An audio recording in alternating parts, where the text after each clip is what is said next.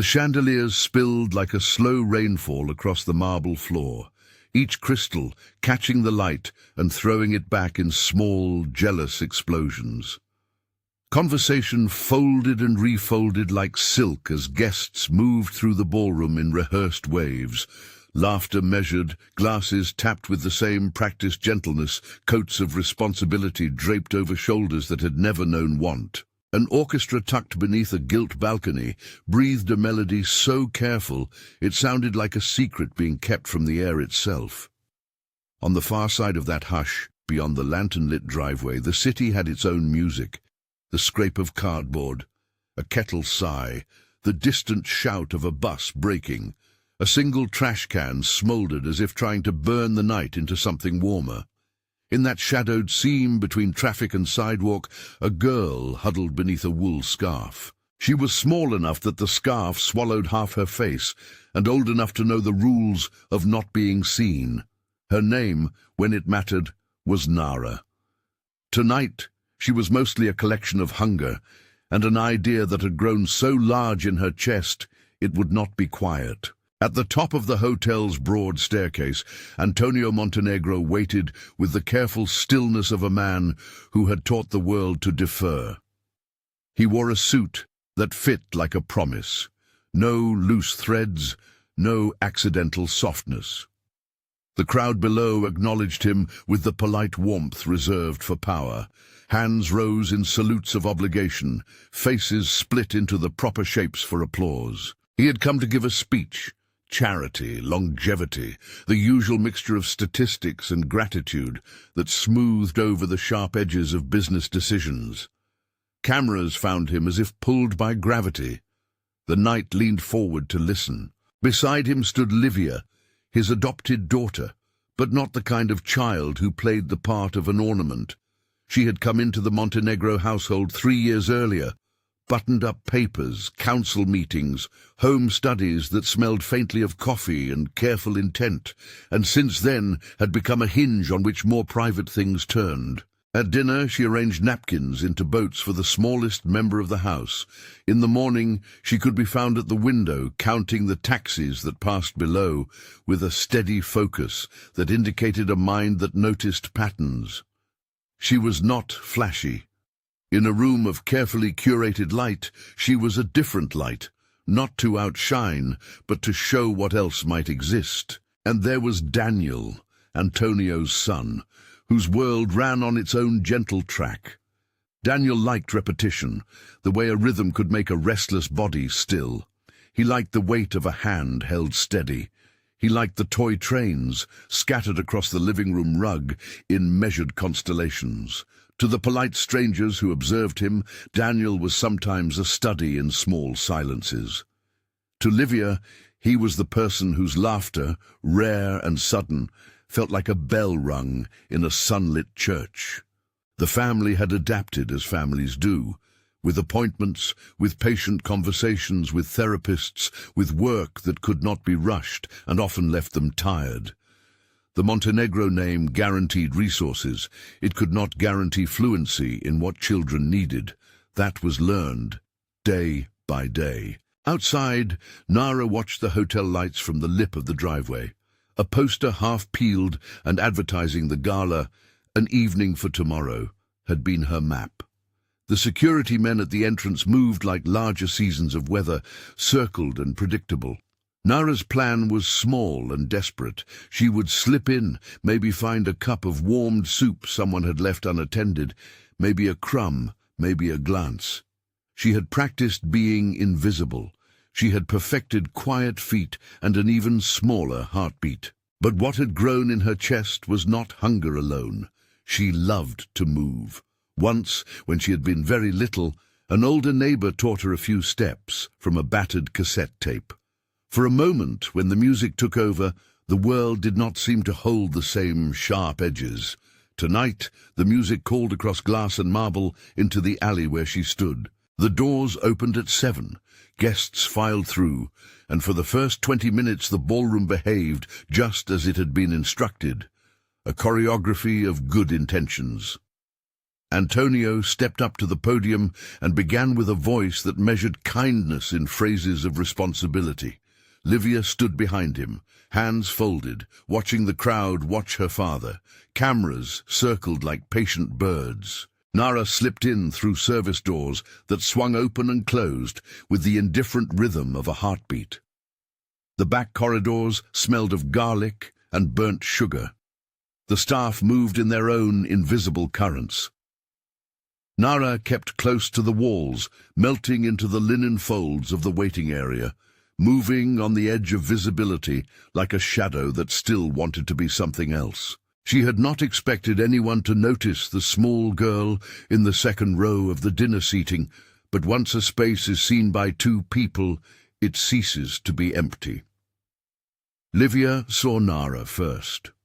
She had been watching a man in his element, her father making the speech that would be retold in polite articles the next day, when a small, unadorned hand rose to brush away a loose curl. Livia noticed the hand because it moved like someone who had practiced economy, a motion made to conserve heat, not attention. She saw the ragged scarf, the shoes that had known every winter out back, and more than anything she saw a face that wanted to be elsewhere. Livia's feet left the line they were meant to keep. The ballroom smelled like perfume and roast. The kitchen's breath brought butter and apologies. Livia walked down the steps with a modest unimportance that attracted no camera angle. Some people glanced as she moved past, curious and then distracted. One of the guests laughed softly at something on his phone. The orchestra rose in the appropriate swell. Livia reached the edge of the floor where Nara stood, fists in pockets, a paper cup trembling in a hand that had no right to tremble inside a room so full of promises. "Hi," Livia said, as if introducing a fact. She smelled like the citrus of the cleansing cloths they used to wipe their hands in the Montenegro home. Nara startled because she had not been rehearsed for conversation that included kindness, and kindness always required a reply she had not memorized. "Hi," Nara breathed back. Her voice scraped like a coin across concrete. "You can stay," Livia said before she could think better of it. The word left her small like a stone tossed into a quiet pond. Nobody in the ballroom had expected that sentence. Protocol tilted. Nara's posture showed the way you hold a fist around a possibility. Precise, protective. She opened her mouth on something, on an apology, on a disclaimer, on the rehearsed excuse of a child caught. Instead, she closed it and did something no one in that room had allowed themselves to hope for. She nodded. A hand found her elbow like a small tether.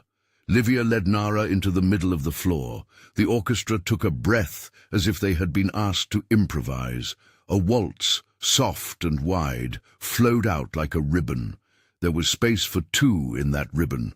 All the choreography of wealth and status could not stitch itself fast enough to cover the blank space of a child stepping out of the shadows. When two young bodies begin to move together, they speak in a language with fewer words and more truth.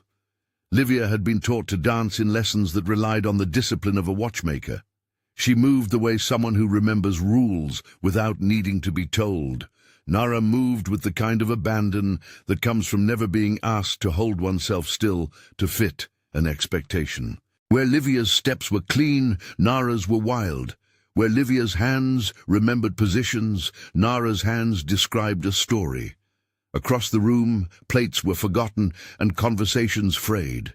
Eyes slid toward the center like fish toward an unfamiliar light. The air compressed as if the chandelier itself were leaning to see better. For a moment, the ballroom existed in a pocket separate from policy, where only two small bodies and the music could define what was happening. Down at the balcony, Antonio stiffened. His first instinct was the manager's instinct, damage control, security, he thought, a plan already forming like a calculation. Then he watched the tilt of Livia's head, the way she offered a smile that did not perform, but simply existed. He watched Nara find a rhythm and impossibly in a room full of elaborate masks, looked like the only honest thing. In the hush that followed, something unauthorized happened inside him. He felt with an imprecision that made him uncomfortable, a tenderness that was not strategy. He thought of the long files he had signed 3 years earlier, the wills and the assessments, the careful box-checked logic of bringing another child into a life that ran on meeting minutes and calendars. He thought of the tiny ways children change a household. A toothbrush left out, a mislaid drawing taped to the refrigerator, a laugh that arrives like an uninvited bird and refuses to be shushed.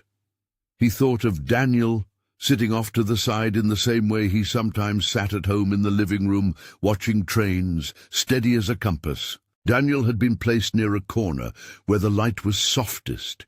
He had been coaxed into the evening with the promise of a specific chair and the ritual of a program that remained as close to predictable as possible.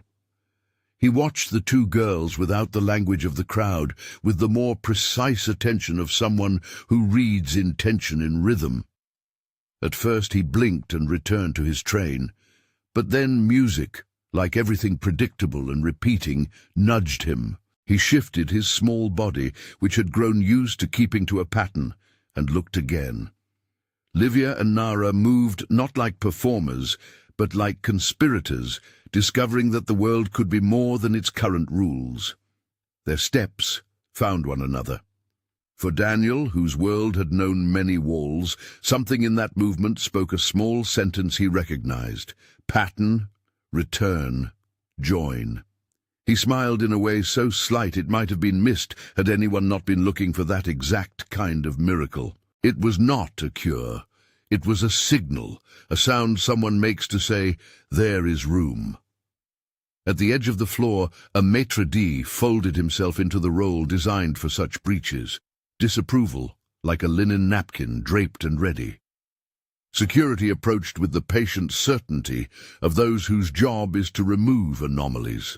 A guest nearest to the stage raised a glass as if to chant, and the clink turned into a question. Phones surfaced like fish.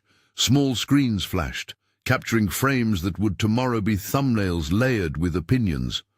Antonio watched the plan unravel in slow motion. The board asked for control. The press expected a statement.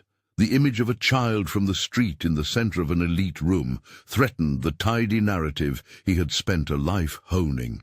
But in that narrow, stunned instant, he realized the room was not the only audience. Outside, in the alley, the city breathed its own verdict. Somewhere someone would see the image and choose a side. He could direct the story. He had always been the one to direct.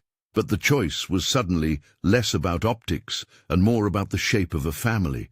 He descended the stairs without pretense, the cameras pivoting to catch the moment that would define the evening.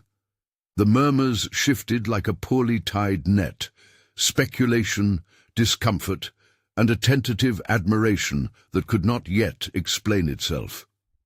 Antonio walked down into the convex pool of light where velvet and scuffed shoes met. No one shouted. The orchestra held its hand on the last phrase, waiting for instruction. When he reached the floor, the room seemed to contract. He stood a few steps away from the 2 girls, a man who had been taught to command, and now felt the vulnerability of being parent to a complexity he had not been given a manual for. His eyes sought Livia's and found in her expression no performance, only a surrender to a small, brave human truth. She looked at him as if to say, "This is not spectacle. This is what happened." There was a quiet that belonged to big rooms and small hearts. Antonio could have summoned the protocol, to clear the floor, to apologize for the breach, to promise audits and better security. The expected motion was a tilt toward the businesslike. Instead, his response came from somewhere less diplomatic. He spoke, and for the first time in a long while, the audience heard a voice that did not sound measured entirely for the column inches. "Leave them," he said. It was not a proclamation of policy. It was not an announcement. It was a command that carried with it both the weight of authority and the peculiar lightness of a man who had decided, in the space of a heartbeat, that a child's dignity mattered more than a moment's faultless appearance. The room froze, as if the sound of his order had pulled the furniture into its own arrangement. Security halted a step before intervening. The maitre d' swallowed a word. Wristwatches paused. "Bring her a coat," Antonio added, and his voice softened at the edges. "And," he gestured with a hand that had signed many contracts, "and let her finish." A camera flashed so hard for one frame that it nearly burned an afterimage on the retina of the room. Microphones leaned in. The orchestra picked up a thread of the melody and wove it into the moment like a hesitant apology. Livia looked at her father with a quiet that asked nothing of him but wanted honesty. Nara, who had lived most of her life preparing to be invisible, felt the peculiar vertigo of being seen and offered not by mistake, but by decision. Tiny knots of understanding tightened into something like trust. From the balcony, where a row of investors had gathered looking for cues about stability, a man in a steel-grey suit whispered, "Is this a publicity stunt?" His voice carried a chord of the old world. The answer, when it came, was not a press release. Antonio stepped toward the stair and turned so that the microphone would pick up his next words. He did not go on for statistics. He did not confess to radical transformation. What he did, in front of chandeliers and cameras, and the city that kept turning beyond the glass, was draw a line. "Tonight," he said, "we will not pretend we saw nothing. We will not pretend that some lives are not part of our concern." The statement was neither dramatic nor performative. It landed like a stone in a pond and offered ripples that would move beyond that room. Phones recorded, people whispered. Somewhere, someone started a live stream that would be watched by thousands in the morning. The image of a child from the street dancing with a child from his home, and the man who owned both seeing them without the filter of calculation, would be stitched together in frames and captions overnight. Daniel's eyes found his father's in the crowd. The look that passed between them was not language, but a recognition of a world that, for once, might alter its course in a small, stubborn way. He did not leap into a new life. He remained a boy who liked the predictables. But his chest rose a little higher, and he reached out with an unpracticed hand to touch the train tracks of the toy on his lap. The movement was slight, and could be labeled insignificant by men at board meetings. To those who knew the slow work of change, it was evidence. At the foot of the stairs, Antonio reached into his pocket, not for a pen to sign a contract, but for a small folded note he kept for evenings like this, an address for the private family room, a reminder to check in with staff. Instead, he felt the weight of something that had not been on any list. The sudden responsibility of declaring where the line between charity and family lay. Cameras captured the moment he walked toward the girls, but the frame did not yet know how to hold it. Social feeds would later split on it. Some would call it a stunt, others a breakthrough. Some would say he was seeking headlines, others that he had finally been seen by what he never admitted he lacked. None of that mattered in the seconds where shoes met polished floor and two girls kept dancing. A whisper of applause rose, then uncertainly diminished. An older woman at a corner table clutched a napkin and said, "Good!" as if a sermon had been delivered with no note of guilt. Antonio's hand rested on the banister. The staircase that had once been a stage for entrances and exits now felt like the line between a life measured in transactions and a life measured in tenderness. He could step down and stop the night from turning into something that would haunt the house's pictures. He could send Nara away, hand her to a waiting cab, wash the incident out with an announcement and an appointed charity. Or he could let the situation expand, which meant stepping into a bureaucratic swamp he knew how to avoid but could no longer ignore. In the kitchen, staff peered at each other, unsure whether to move. Outside, someone in a cab looked up, and later, that man would tell how he had seen the silhouette of a wealthy figure move down the stairs and thought briefly, that the city had changed direction. Antonio took another step forward, and in that motion, the evening shifted from being an event to becoming a problem that would not be contained by speeches. Reporters scribbled, influencers recorded. The board sent an urgent text. The web of consequences tightened its first loop. Livia stopped dancing just long enough to meet Nara's eyes. "Do you want to come with us?" she asked, as if offering water to someone with no memory of being offered anything but the taste of debt. Nara's throat worked. In the orbit of the Montenegro name, she had once only been a word, an article of curiosity. Now she had to decide if she could accept a line drawn by a hand that carried power, because nothing given without force in her life had ever stayed. Love, or whatever looked like it under a chandelier, came with conditions she did not know how to meet. Antonio watched his daughter ask the question, saw the small, brave thing she had become, an instrument not of his will, but of a gentler impulse that had quietly rearranged the household, and he understood that his response would not only change one girl's night, it would set a precedent. It would force him to meet a logistical reality. There would be paperwork, social workers, perhaps angry shareholders who did not want sentiment to collide with profit. There would be, in the weeks that would follow, a very long list of people to invite into a private problem that was suddenly very public. He inhaled. The chandeliers hummed above like a congregation. The orchestra tucked the melody under what the room needed next: instruction. He could feel the microphones lean. He could feel the city waiting. Before he spoke again, a staff member, an assistant who had learned the cadence of Montenegro decisions, stepped forward with a small practical offering, a coat, clean and soft. It was a gesture of management, not of mercy, but it was what Nara needed now: warmth and a buffer. Nara accepted the coat with a skill that bordered on astonishment.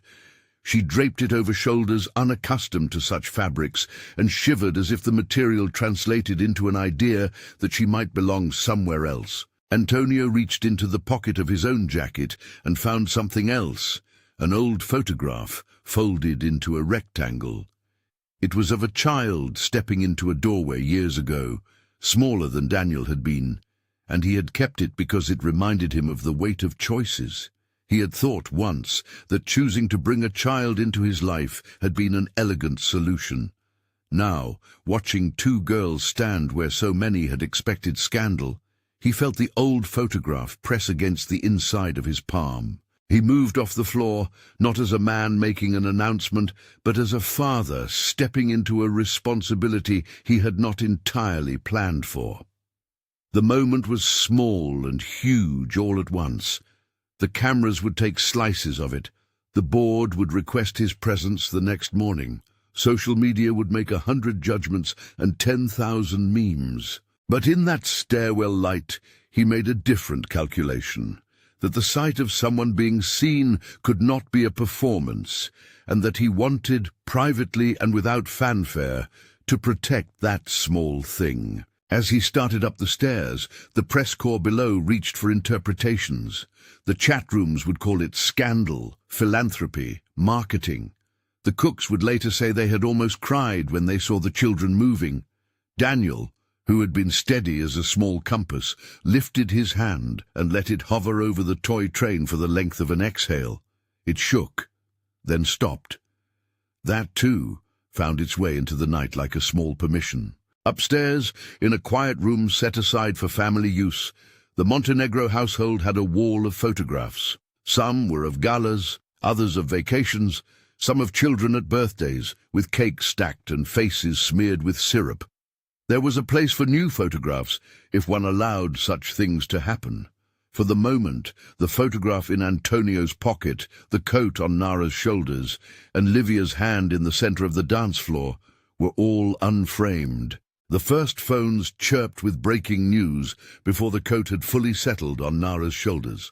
A camera caught Antonio's profile as he ascended the stairs, a man who had decided, in a narrow and decisive way, to let the evening stretch beyond what had been planned. But decisions make demands, As soon as his foot touched the top step, he felt them, the quick vibrations of a life that builds itself on accuracy. Board messages slid into his phone. A message from public relations arrived like a question mark shaped as a file. A senior partner's shorthand demanded a meeting at 9. The future, suddenly visible, was full of forms. He paused with one hand on the banister, then turned back to the ballroom and spoke into the microphone with that steady, practiced voice that had been polished by years in the light. "Tonight," he said, "we saw something that matters. Allow it to matter." The words were simple. They were not an answer. They were an invitation that could not be politely declined. Cameras leaned forward. Floors breathed. The music restarted like the heartbeat of a room remembering how to feel. And in a distant alley, the kettle continued to hiss, unchanged by chandeliers, but now, this night, containing something that might be different in the morning. The morning after, the city woke first to 100 thumbnails of light and opinion. Video clips looped, Livia's small hand finding Nara's, the coat offered like a literal softening of edges, Antonio's short sentence, "Leave them," replayed with the insistence of a headline. Some feeds called it a spectacle, others a mercy. An influencer framed the moment as a PR masterstroke. A local anchor named it a miracle. The clip spread like a stain on paper. Each person who viewed it left a different mark. Antonio watched it all from his study, the footage playing on a screen, while his team filled the room with words that wanted to order the moment: spin, optics, risk assessment. He had expected the morning to arrive heavy, with both consequence and justification. Instead, consequence alone landed first. A group chat lit up with legal questions, his inbox filled with requests, interviews, invitations, demands. He had always been able to arrange reality into neat parcels. This was not a parcel he could schedule. "Keep it factual," his head of communications suggested, voice even. "We'll prepare a statement about support and partnership with local services. Frame the stay as temporary until we complete standard intake. Do not discuss family decisions," the legal counsel added. "We need to reduce exposure." Antonio listened to each counsel with the collector's patience he applied to contracts. Yet, between lines of protocol and tabled options, a quieter voice persisted. It was the memory of the two small bodies in the center of the room. The way Livia had looked, as if she had simply done what should be done, not what made for a better image, but what made for a truer life.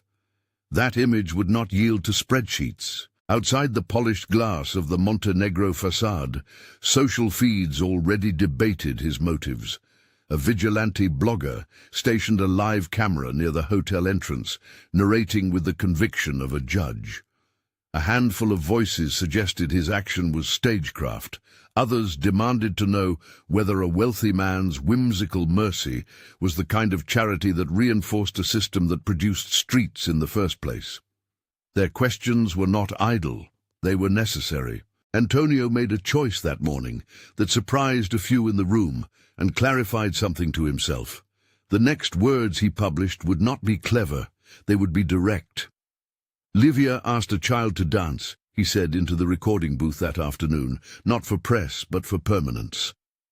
That child came in from the street. For now, she is with us. We will follow the procedures. We will involve social services. We will not make her a symbol. We will do the work necessary." It was a sentence that satisfied neither the cynic nor the zealot, but it set a course. The statement was accompanied by a promise, a meeting with the city's child welfare department, and an offer to cover the cost of immediate care, schooling, and counseling. He did not claim to have solved anything larger. He said simply that for this child, they would do the work. The city's child welfare team arrived within 48 hours. A social worker named Marta walked into the Montenegro home with a satchel of forms and the careful posture of someone who had learned to carry both hope and skepticism. She spoke in short, practical sentences: intake, health screenings, familial history, possible foster network. She asked Nara to tell her name and what she wanted today. Nara, who had spent most of her life turning questions into rehearsed rhythms to survive, answered slowly and then refused to answer at all. Marta waited. She did not press. She left a card with an office number and tactfully a daily schedule. The next weeks became a sequence of small knots: home studies, background checks, interviews with the staff, and a long, quiet conversation with the children. The Montenegro home, which used to be measured by meetings and calendars, was measured now by new routines. Nara was enrolled in a neighborhood school under a temporary guardianship. She moved from street to room to school with the fragility of an animal learning to trust a hand. She accepted food. She rejected photos. She agreed to a bed, then refused to sleep unless a light was left on.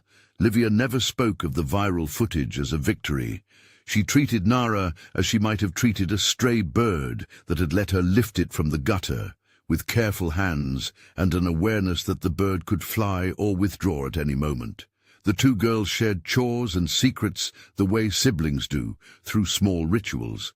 They arranged socks, stacked dishes, and traded music. Livia taught Nara the family's quiet codes. Nara taught Livia, in the plainest of ways, how to fall into laughter without rehearsing it. Daniel watched all of it with a focus that was not the spectacle of a viewer, but the observant attention of someone who found patterns in movement.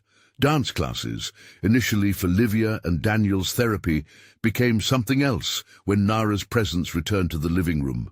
The therapist suggested structured movement. The teacher suggested repetition. Daniel, who preferred the rhythmic certainty of trains and the sound of small, predictable engines, discovered that dancing with a new partner meant a different kind of pattern, one that could be learned together. The process toward any formal adoption, if that possibility were to be pursued, was long and guarded. Antonio and his council understood that family declarations in the glare of public attention could be reactive and messy. They insisted on proper procedure. Marta, the social worker, arranged assessments. A psychologist met with the children. The Montenegro household opened to inspections the way one opens a window to let air move, because they had to, not because it would be easy. That transparency mattered. It calmed a portion of the public conversation and satisfied legal obligations, but it also tested the family. Board members, investors, and staff asked difficult questions. "This is a risk to the company's brand," a senior partner insisted in a strategy meeting. "Our stakeholders need clarity." Antonio replied, quietly but firmly, that not everything the house did required a business rationale. He argued that the company could support a program without it being a public relations gambit, but he also knew that the money would draw scrutiny. "We will fund programs," he said, "and we will allow professionals to lead them." He created, a few months later, a small independent fund to support transitional youth programs, arts lessons, scholarship funds for schooling, housing support, an initiative housed in a separate non-profit entity, with a steering committee that included community leaders, social workers, and former beneficiaries. He refused insistently to place his name alone on the masthead. The legal team insisted on transparent public reporting. Marta insisted on measures that would be meaningful to practitioners. That was the compromise. Resources provided, governance shared. Backlash did not vanish. Opinion pieces critiqued the spectacle of a billionaire deciding who merited attention. Protesters once gathered near the gala venue months later, angry that public money might be diverted. Others accused Antonio of replacing public responsibility with private charity. In quieter circles, donors wondered if the foundation's brand would be contaminated.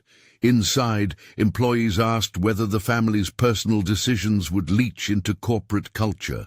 The house felt like the fulcrum between two worlds, one that wanted order and predictability, and one that required tenderness that could not be scheduled. Antonio met both the boardroom and Marta with a stubbornness that was not always elegant. He sat for hours, listening to caseworkers. He read reports of best practices for foster transitions. He arranged for Nara to attend music lessons and enrolled Daniel in a dance therapy program that the therapists endorsed for building social skills, not as any panacea. Months turned into a set of seasons. Nara learned to navigate the household's rules and resisted them with the particular stubbornness of someone who had relied on the street's rough certainties. There were nights she slipped out, coaxed by a street memory. There were mornings she returned, mud on her shoes, and the household simply waited. The adults learned to hold boundaries with softness. Marta's reports were careful. Progress in trust, not perfection. The non-profits board convened to design programs that honored the complexity of youth who had lived on the streets. Livia never stopped being the pivot. She became, unofficially, Nara's advocate. When the world wanted to reduce Nara to a viral moment, Livia pushed back. She's not a story, she's a person. That insistence shaped public communications and kept media at bay when necessary. The two girls learned to dance together in the kitchen light. Their steps a private language the cameras could not capture because they were not always allowed in. Daniel's changes were subtle and true. The dance therapist, a slight woman named Rosario, with fingers that kept time as if conducting a quiet orchestra, described therapy in honest increments. "We build tolerance for proximity," she would say. "We practice eye contact as a pattern. We reward sequence completion." Under Rosario's guidance, Daniel began to shift from solitary repetition into shared rhythm. It was not dramatic, no miraculous speaking in choruses moment, but over months he began to hum when he moved, and then to sing a syllable in time, and later to form a short phrase that matched the music.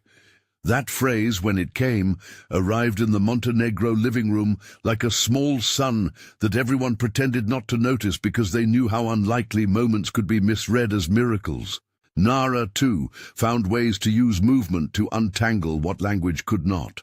Dance classes at the new foundation, organized with local teachers and supported by the fund Antonio had helped establish, offered a space where children learned technique and vocabulary, but more importantly, ownership.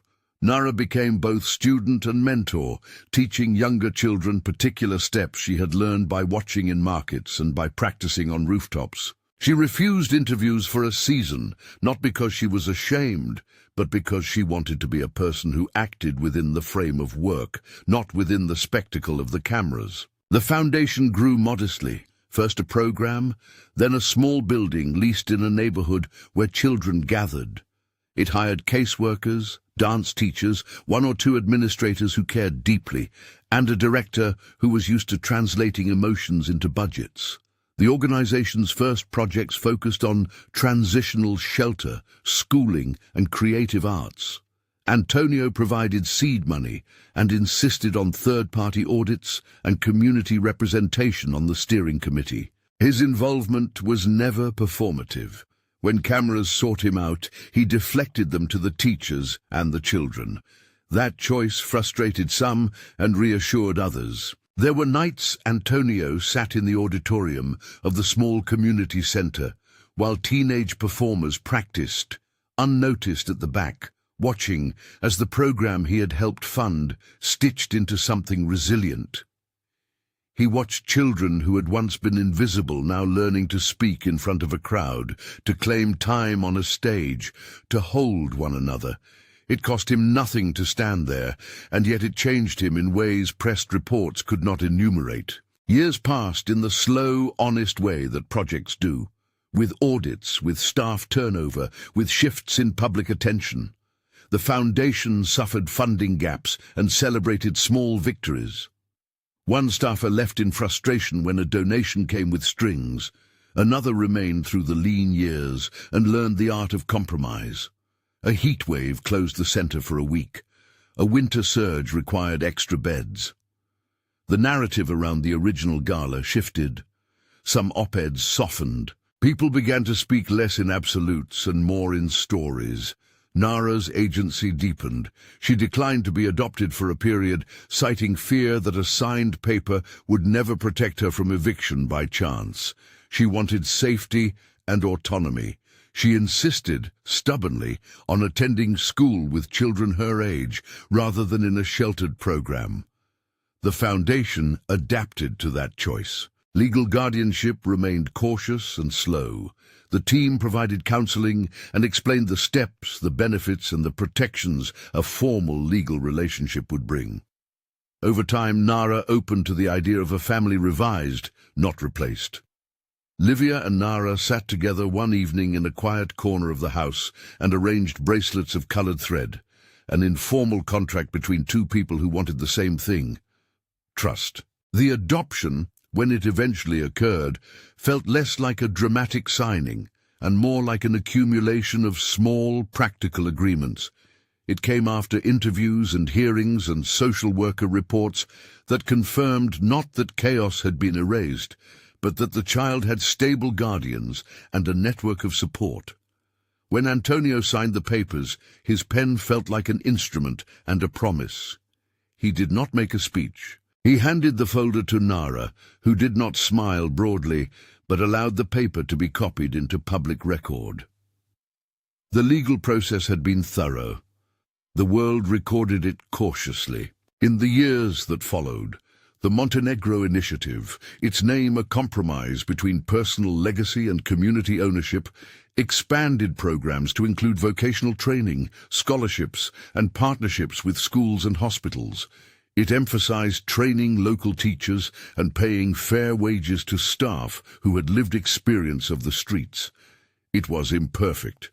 It never pretended to erase structural causes. In board meetings, academics and social workers pushed the foundation to engage in policy advocacy.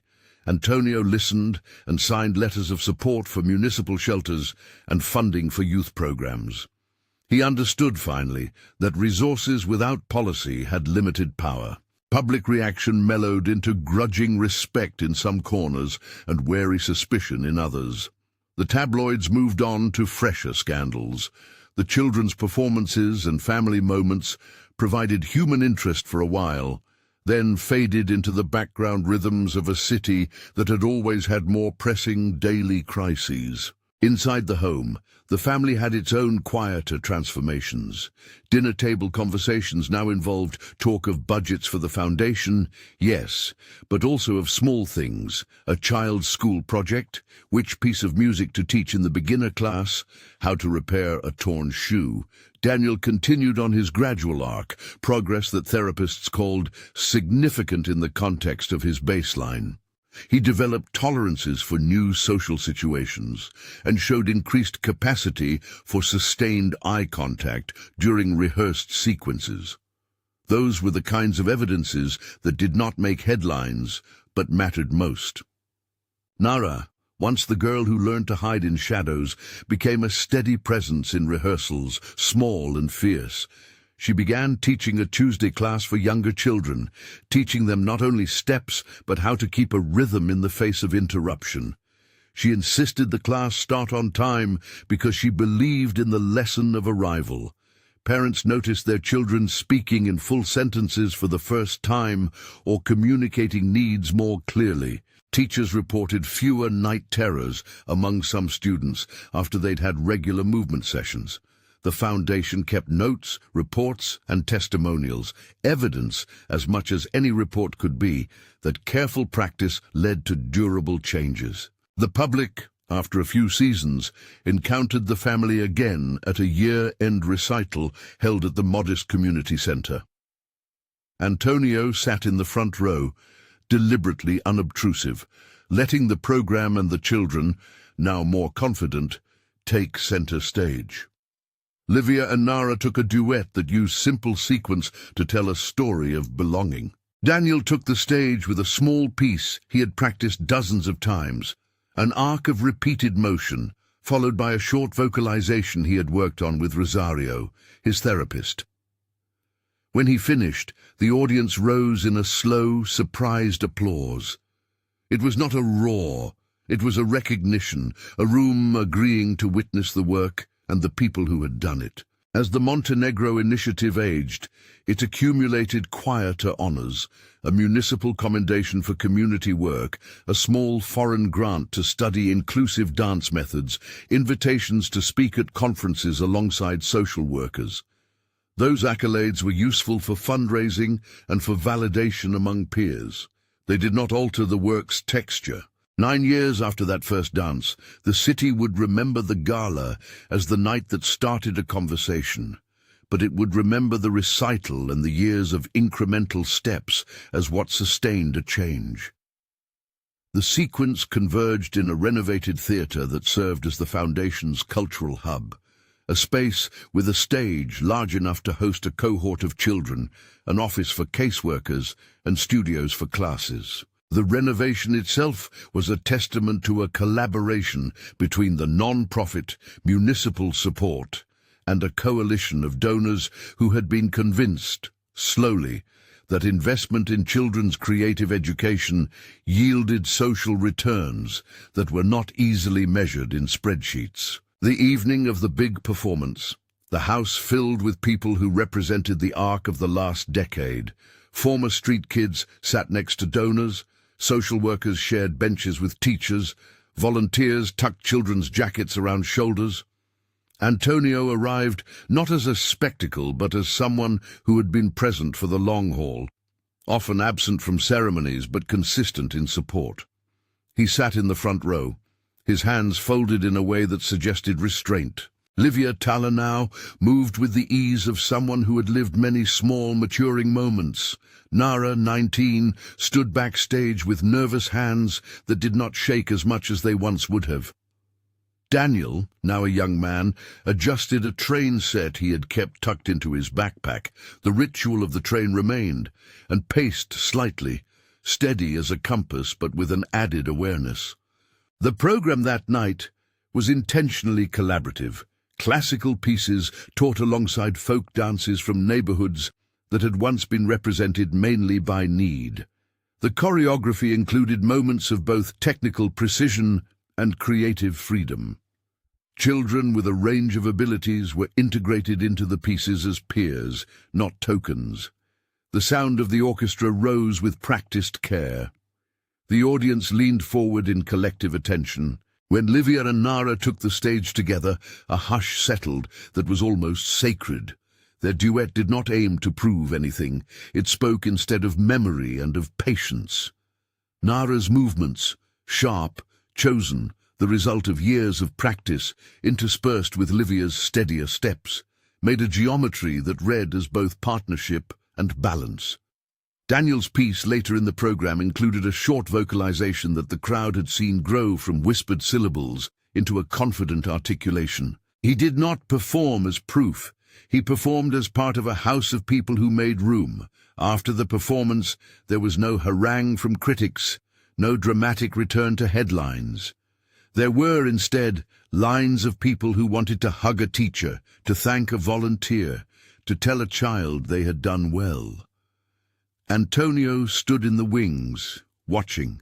A journalist who had once written skeptical pieces approached, but instead of a camera, handed a small bouquet to a teacher. "This is better than I expected," she said quietly. It was not a confession. It was an admission that long work often looks unremarkable until you stand in the room it created. Backstage, Nara held a small paper folded into a square. It was a note she had written when she first arrived at the Montenegro house, a list of 3 things she wanted: a bed, a lesson, and a place to be without having to explain herself. Now, at 19, she had more complex wishes. She wanted funding for a mobile dance program that could take teachers to shelters. She wanted a scholarship fund for kids who could not afford tuition. She wanted to teach the next generation how to hold rhythm in their bodies and in their schedules. She spoke with a clarity that had been hard-won. Antonio watched her speak to donors and saw in her voice the outcome of 1,000 small, patient choices, resources used alongside people who knew how to care. For all the accusations that had been lobbed at him in the beginning, he felt the slow accrual of accountability, money that had not bought headlines, but had kept doors open and teachers paid. He had learned painfully the limits of one person's wealth in repairing structural injustices. He had also learned the importance of committing to systems that worked in concert with public policy. The night closed with a modest ceremony. A plaque in the lobby named the Foundation's new rehearsal hall after no single person, but after a neighborhood. The name chosen democratically by program alumni. The recognition was neither grand nor small. It was honest. Later, when the crowd thinned and the cast gathered in a back room that smelled of sweat and perfume and rice paper, Antonio found Livia and Nara alone near the coat rack. He did not make a proclamation. He did not need to. The moment had been returned to private contours. "You did well," he said, simple and true. Nara looked at him, then at Livia. Her face was not the face of triumph, but of someone who had learned to hold many truths at once. "You didn't save me," she said, the sentence soft but steady. "You made room." Livia put an arm around Nara's shoulders. Daniel, who had followed like a small current, offered a smile that was more an affirmation than a sentence. Antonio watched that exchange and thought of the many small decisions that had led there. A coat taken from a hand, a microphone turned toward a family phrase, a budget approved in a boardroom, nights spent waiting for a child to return. He saw, at last, that the radical thing was not the spectacle, but the persistence. Outside, the city carried on. Policies still faltered in places. Shelters still needed funding. The Foundation's work would continue, not because it had been clever enough to solve a problem, but because it had been stubborn enough to stay. That staying was, in itself, a kind of revolution. When the program's short film was screened the next month at a small festival, it ended with a line spoken by a teacher who had worked with the program for years.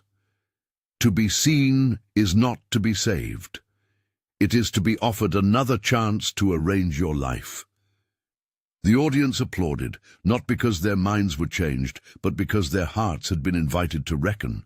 Years later, people who knew the beginning would still tell the story of the night in the ballroom. Each retelling emphasized a different piece: the coat, the public order, the man who said leave them. Those were parts of the story, but not the total. The legacy that mattered, what shocked some and moved others, was less a single gesture and more the slow accretion of care. The Foundation kept statistics and reports, but also kept a rule: always include voices of those who had been helped in decision-making. The idea was simple: nothing about us without us. On a quiet morning, years after the first clip had gone viral, Antonio walked through the Foundation studios and past a wall where children had taped their drawings: trains, stages, houses, a pair of hands. He paused at one drawing in crayon: two girls dancing under an enormous light that looked like a chandelier. Under it was written, in a child's careful print, "You saw me." He smiled, tender and small, as if the word had landed inside him where many other words had not. There was no miraculous ending that repaired all injustice. The streets still needed attention. Policy still required pressure. But in rooms, in classes, and at tables where decisions were made, the city had one more model of how wealth might be used. Not to erase the past, but to fund the persistence of care. The shock that had once made headlines had settled into quiet labor, and that change, less sensational, more stubborn, was what lasted. If this story moved you, share a moment when someone made you feel seen. Tell us in the comments who offered you room to be more than you already were.